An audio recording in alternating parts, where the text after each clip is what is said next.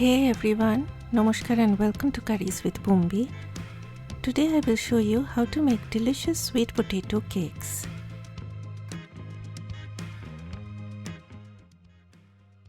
Okay, you need a spice blend for this. Heat a pan over low heat.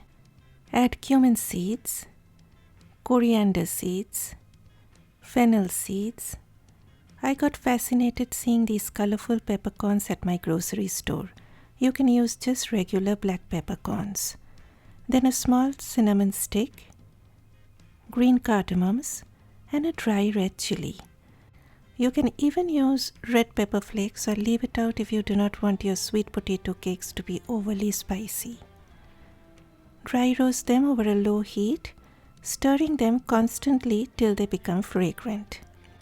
Remember to do this on low heat or else the spices will burn, and we are not making sweet potato cakes with burnt spices today. Then take them out and allow them to cool down. Once they have cooled down, use your spice grinder or a mortar and pestle to grind them to a fine powder.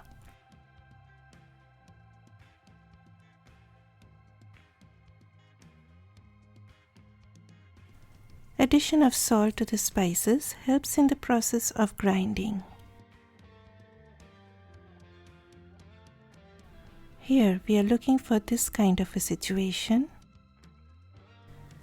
Coming to the sweet potatoes, I already cooked 2 large sweet potatoes along with 2 medium-sized potatoes in my pressure cooker. You can also cook in a pot of boiling water. No matter how you choose to cook the sweet potatoes and potatoes, they need to be fork tender. Then you need to cool them completely.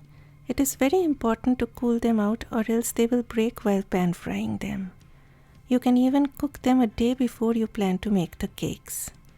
I sometimes even put them in the refrigerator if I am in a rush. Once they cool down completely, mash them very well. I like using the fine holes of my grater to grate the potatoes to get a fluffy texture. You do not need to grate the sweet potatoes as they are too sticky. I always use a combination of potatoes and sweet potatoes as they complement each other very well. Using only sweet potatoes make it too sweet, so addition of potatoes brings in a nice balance. Next I added cornstarch or corn flour depending on which part of the world you are in and how you want to call it. Cornstarch acts as a binding agent here. Next comes salt.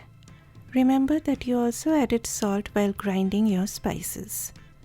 Then comes finely chopped onions, jalapenos. You can even use green chilies. Add less if you do not want it too spicy, but addition of little bit of heat to the sweet potatoes really makes them very tasty. Then coriander leaves, the aromatic spice blend, and finally a squeeze of lime or lemon juice that brings in a freshness to the sweet and spicy flavors. Now mash everything very well, just like kneading a dough. Here I would like to say that though I am using my own special spice blend, it doesn't mean that you have to use this as well. You can use any seasoning according to your preference and liking. As I always say, keep my recipe just as a guide and put your own twist into it.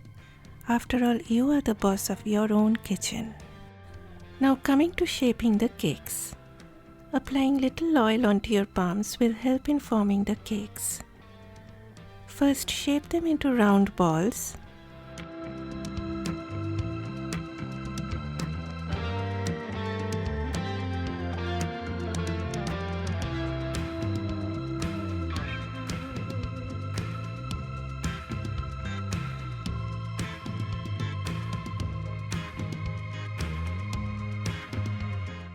Taking each one, dust it lightly in flour.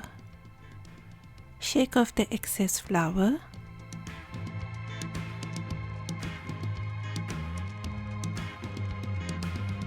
Flatten it.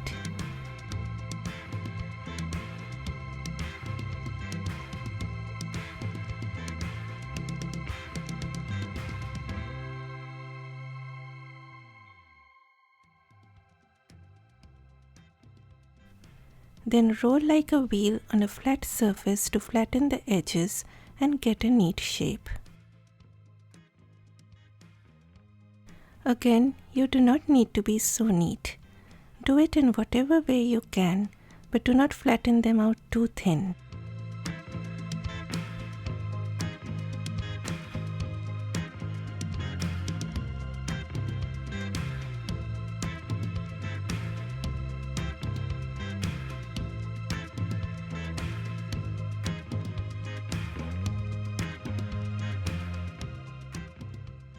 Next, heat a pan over medium-high heat. Everything is already cooked here, you just need to pan fry them. I like to use a combination of oil and butter.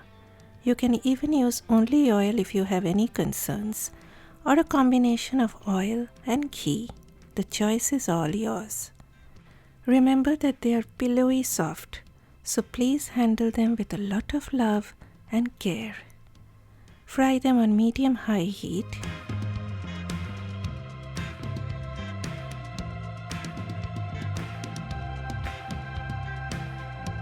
After a few minutes, turn one of them gently to see whether it has browned or not.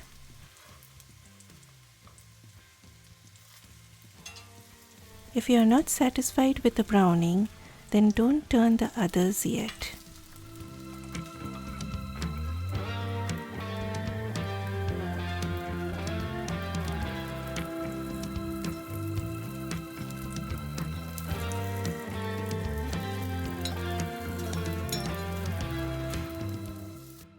While my sweet potatoes are getting browned, let me share some pictures sent by you.